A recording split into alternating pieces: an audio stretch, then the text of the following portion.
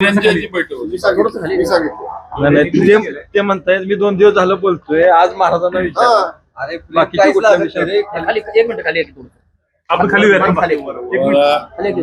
पालक आहे, पालकमंत्री ते आहे. आम्ही त्यांच्या पालकत्वाखाली आहे. आता मगाशी मला म्हटलं शेजारी बसा, म्हणजे मी हात पुढे करतोय तर तुम्ही घेणार, म्हटलं आमची मिठी मारायची तयारी. म्हटलं आता तुम्ही चालते का नाही. बोलावणे आलो तुम्ही गेला नाही बैठकीला बोलवलं गेलं पण तुम्ही काही बैठकीला आला नाही, त्यामुळे थोडी नाराजी काल व्यक्त केली. नाही असं नाही, मला त्यांनी थेट मला बोलवलं, मी कधी येत नाही असं होत नाही. ते वाया निरोप आल्यामुळे जरा घोटाळा झाला.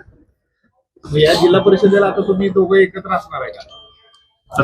आम्ही जिल्ह्याच्या विकासासाठी एकत्र आहे. आता पुढचे विषय पुढे, आता त्याच्यावर कधी चर्चा होणार आहे तुमची? ते आता त्यांनीच सांगायचं.